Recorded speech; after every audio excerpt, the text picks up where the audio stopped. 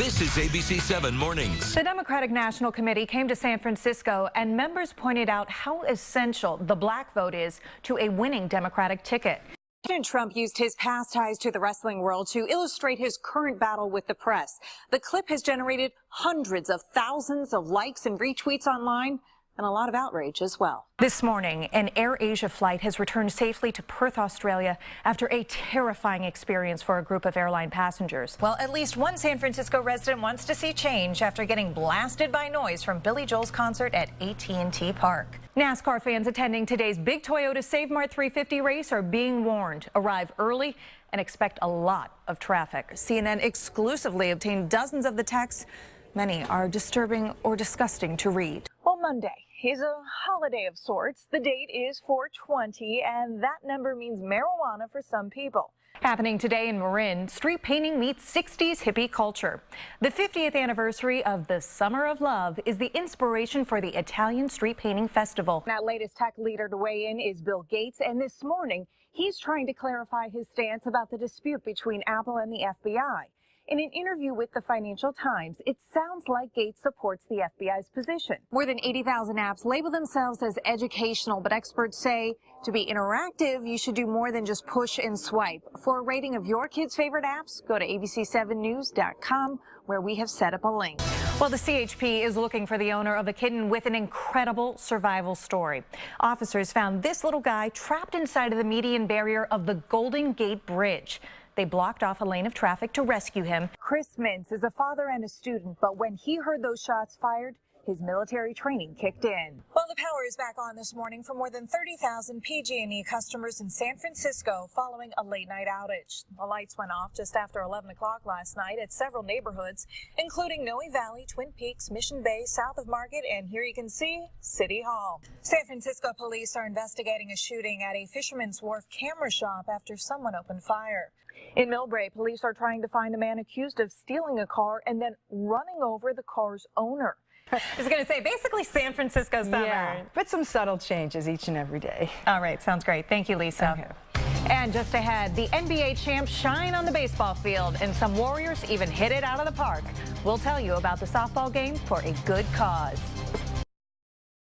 I want to show you the route that SUV took as it left the road. It went between these two trees here on the sidewalk, came down the sidewalk, completely took out this tree. You can see it's now resting over here. Just like in the real world, you don't know when a disaster will hit. The same thing happens here. And they want you to remember to drop, cover, and hold. I am still a little rattled from that. That was about an 8.0 simulation, and I did not expect that aftershock. Well, Cornell, in just the past hour, you can certainly feel both the wind and the waves have picked up in intensity. The drizzle I mentioned earlier, that has gone away. I'm going to step out so that my photographer Alex can show you the big splash zone. Well, more than 5,000 potholes have been filled, and a lot of work has been done, like what's going on right here on 51st Street. Now, ABC 7 News obtained cell phone video of the seconds leading up to the deadly police shooting. We are going to show that video to you now, but we want to warn you, it is difficult to watch. You will hear gunfire, but we will not show you the actual shooting. You can see there are now temporary plywood doors that are up. After decades of talking, planning, building, and testing, today passengers will get to check out the SMART train for the very first time. Train lovers young and old give the SMART train rave reviews. As you can see, we are stuck.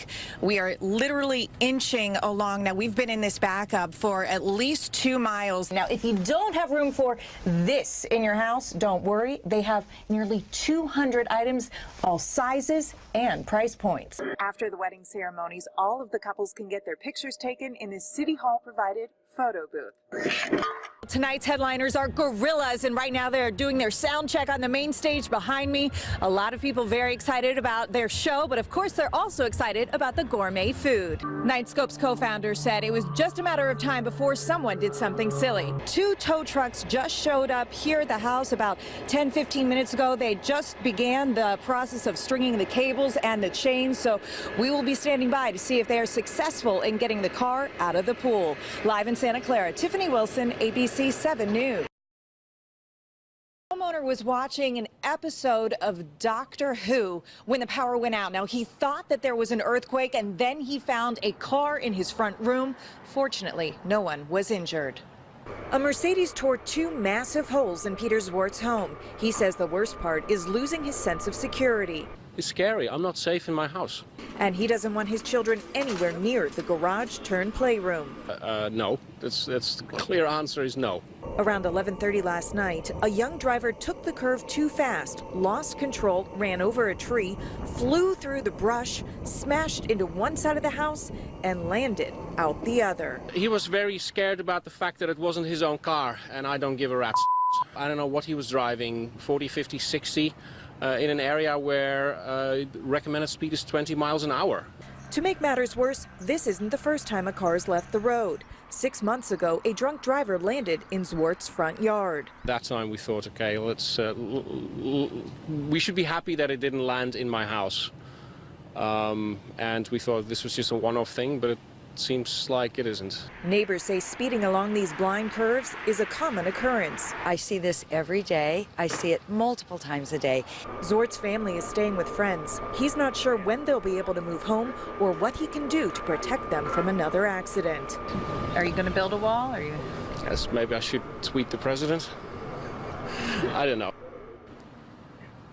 Peter tells me that he's going to take the cleanup process in baby steps. First priority this morning was coffee, and remarkably, he even brought back donuts for all of the news crews out here covering the crash. I have never seen that done before, and I've covered a lot of these accidents. Live in Walnut Creek, Tiffany Wilson, ABC 7 News. Well, Tiffany. The reunion started with a smile. Then Makai Bangora's mom disappeared into the back seat of this black car. A bottle of milk emerged. Then mother and son. She cradled him. He clung to her. She lifted him for a kiss. He snuggled on her shoulder. You could sense her incredible relief. Her son was safe. Her son was home. Just happy tears. Happy tears. Makai's mother asked Sandra Machado to read a statement on her behalf. This is every mother's worst nightmare. The hardest thing a parent has to go through is not knowing where their child is. The statement continued, thanking law enforcement officers, members of the media, and everyone on social media who helped spread the word. Thank you all for helping and getting my son back. Thank you all from the bottom of my heart.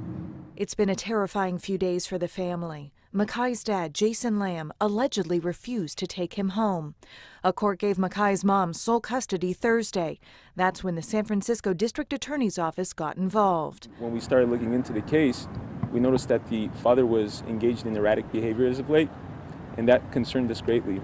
Officials issued an Amber Alert Friday afternoon, sparking a statewide effort to find the 21-month-old boy. Makai was recovered in Los Angeles last night, and tonight, he is safe in his mama's arms. Everything worked out perfectly.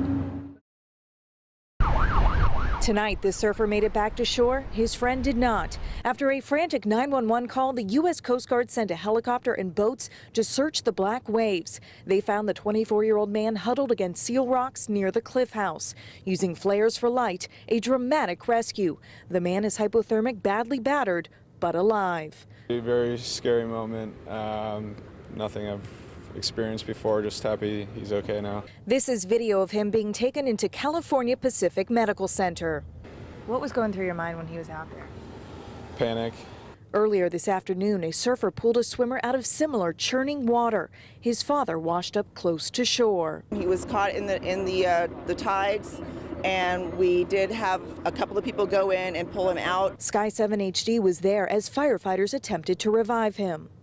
His eyes were open and they were kind of rolled back in his head, and he wasn't making any movement. The father and son from Daly City are experienced swimmers. Now both are in critical condition. Judith Sheridan swam in the same bruising waves.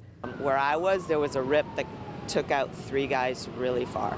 To thrill seekers, these towering, twisting waves are part of the attraction. You're kind of addicted to the experience. But one wrong move and the water can be unforgiving. I kind of shut down, didn't really know what to do. Luckily, his friend got a second chance. At Ocean Beach, Tiffany Wilson, ABC 7 News.